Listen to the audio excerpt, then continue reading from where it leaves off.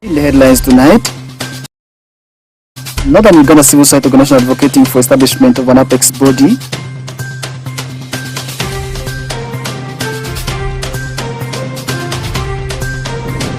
Nebraska and District Commission has been held fight against corruption.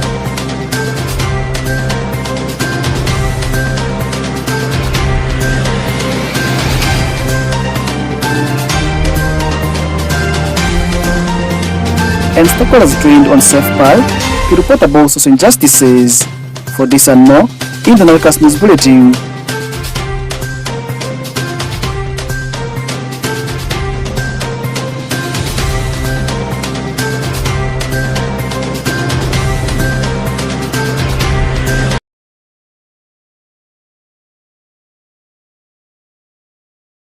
On self-pal to report about social injustices. For this and more, in the NILECAST News Bulletin. For this and more, in the NILECAST News Bulletin.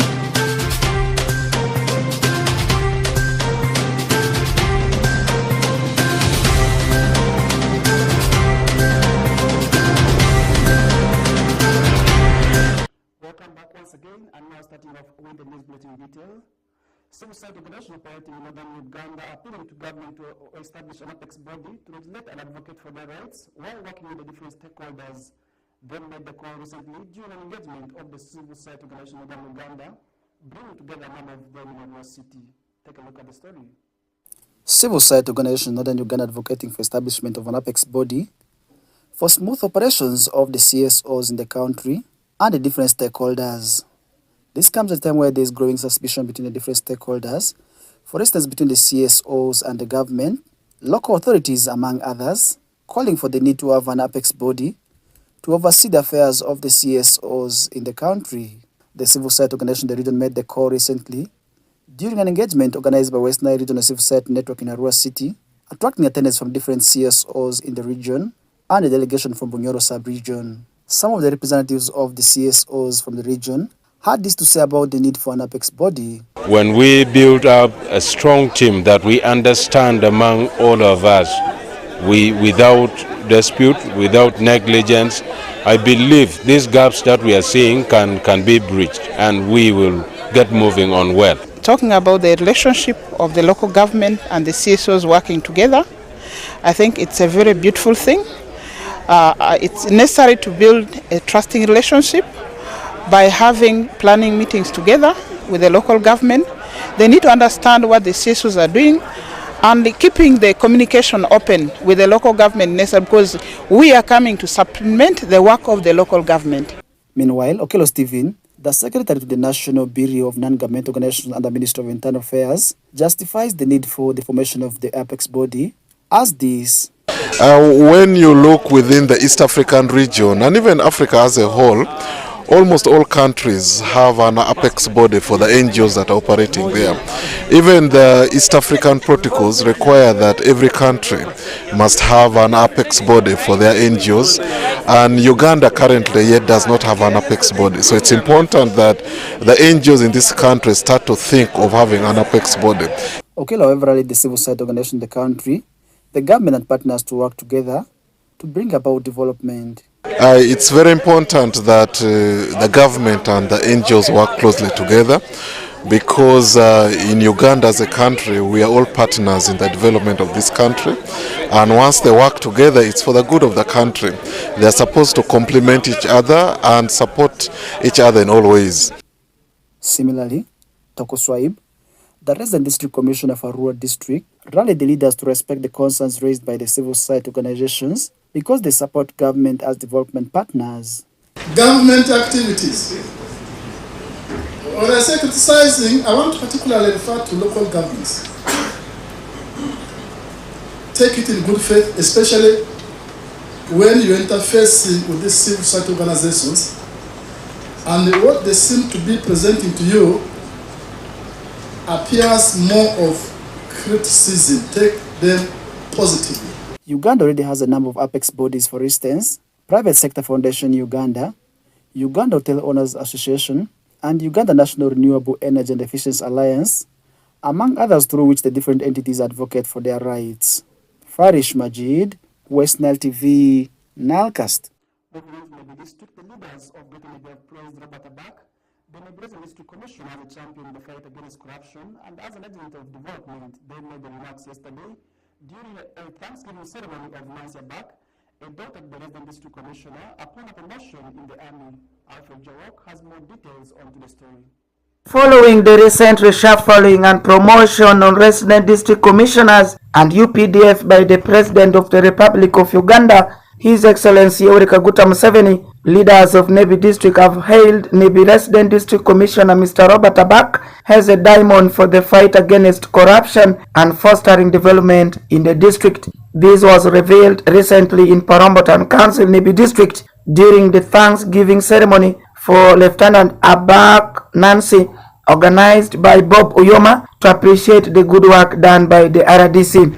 Honorable Emmanuel Orombi, Chairperson Nebi District, described Mr. Robert Abak as an exceptional and transparent leader Nebi has ever had. The family value. For you, you are an exceptional person. You come from very good background. And if others are messing up, let them see some light of the family from you. Uphold the family value. They have talked about your father. Me, I don't want to talk. I'll talk about him one day when he leaves Nebi. I'm going to write a book about it. You know, I'm a writer also. I'll write something, some good script about when he lives. Salim Komakech, resident city commissioner, Arua City, encouraged the leaders in West Nile region to cooperate with security to curb crimes. A lot of attachment to their mothers.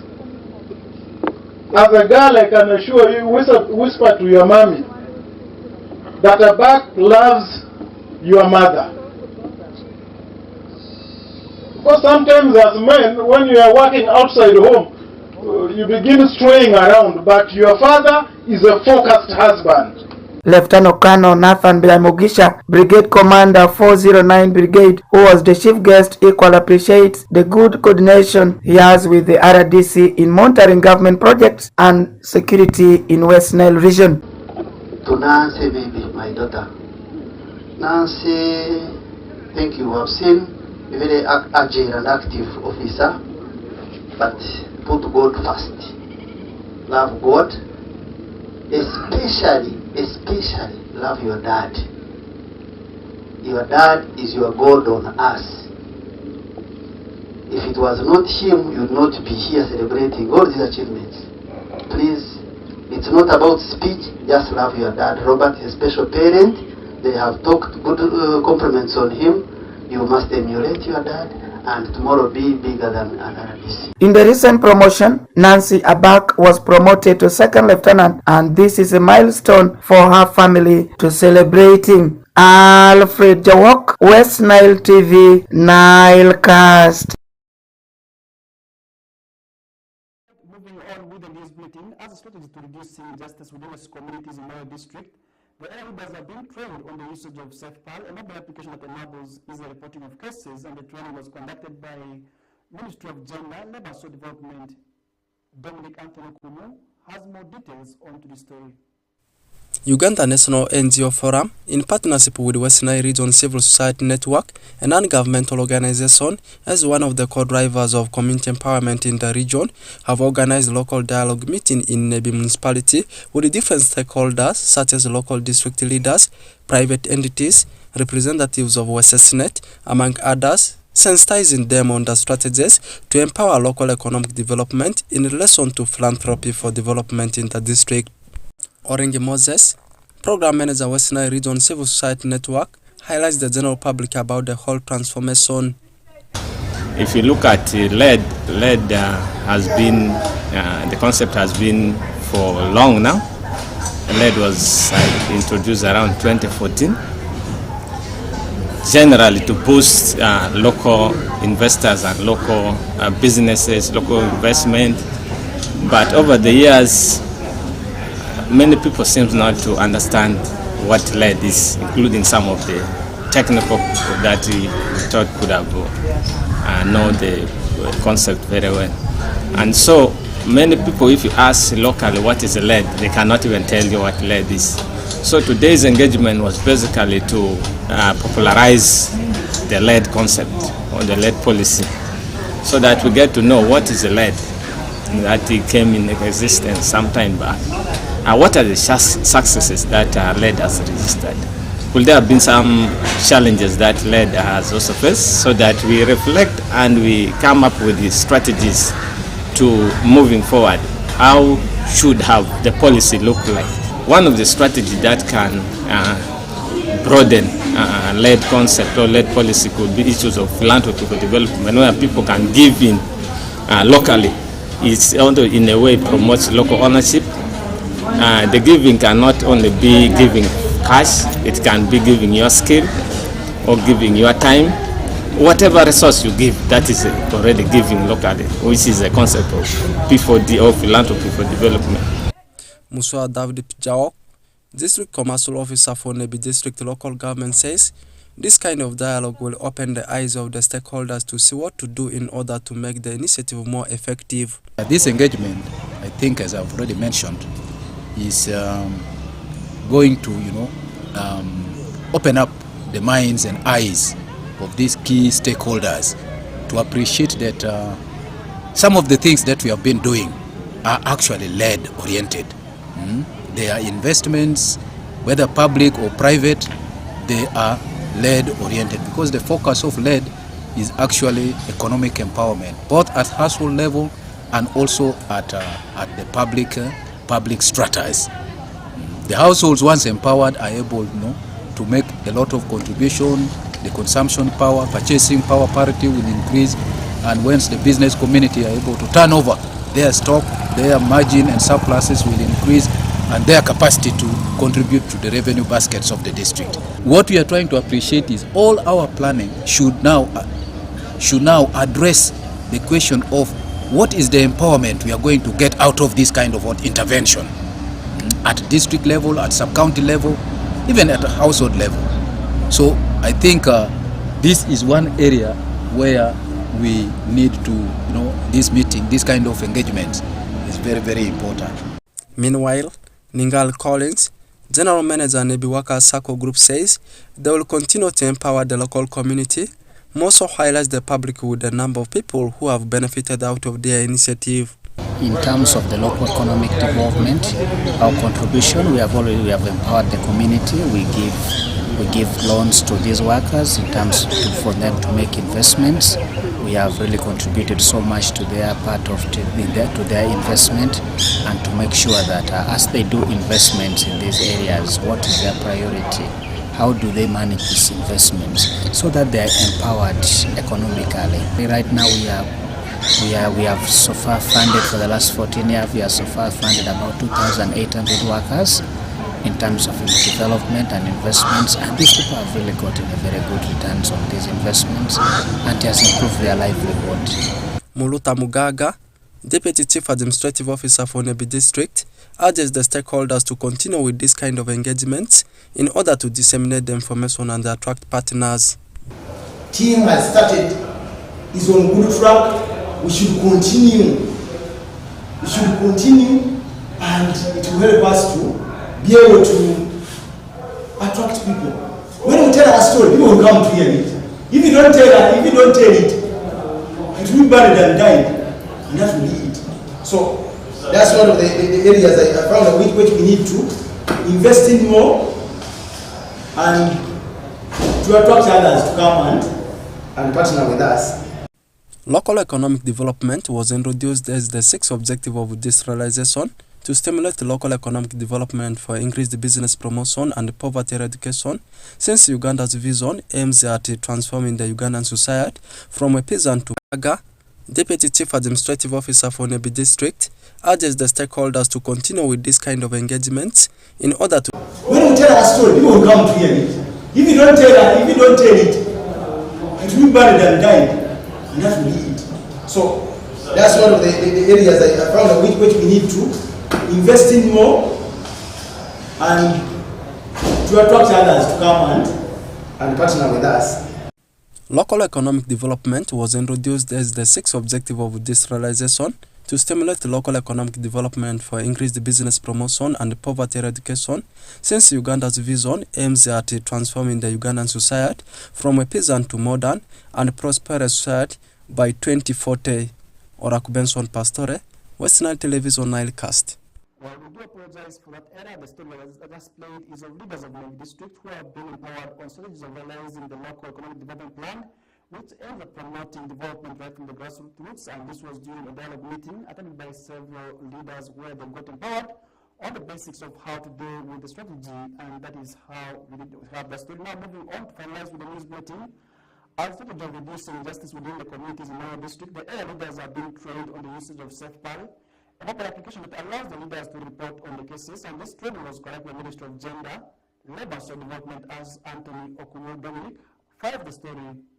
The training organized by the Ministry of Gender, Labour and Social Development attracted a handful of stakeholders who were taken through the SafePal reporting software, which is being used for reporting social injustices within the communities so as to draw the attention of the authorities on devices. Honorable Batio Joyce, the Secretary for Gender and Health, Moyo District Local Government, during the training said the most affected group of people are the young people because there were no set policies put in place to fight against such vices in the communities, but pledged to support in enlightening the public about the reporting software so as to create awareness and report such vices to the authorities. In the data, you have seen how the young people are affected. We have the STI among the young people.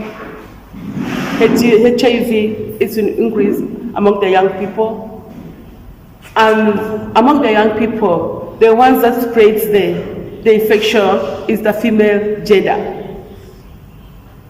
Why is it so? Simply because there were no modalities of helping them out. There are cases that happen against them, but because they do not have the clear reporting path, they have been dying silently.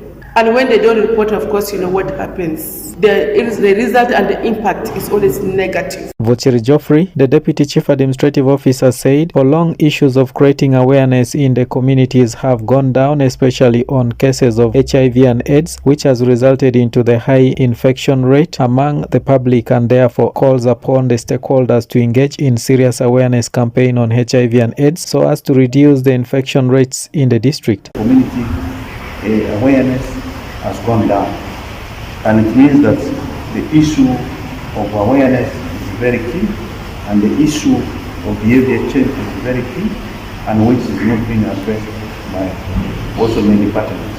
And this is also due to the dwindling number of partners involved in HIV. Clubs in the schools have gone down, they are not active. HIV clubs are not active. Groups that have been formed in the villages on HIV are not active. It is until we have World AIDS Day where people come.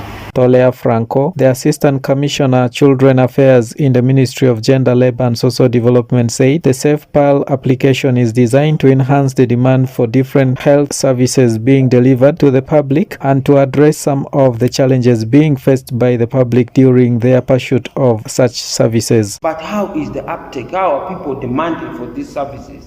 How are people taking opportunity of these services? Either directly by asking for services or referring people for the services which are nearby.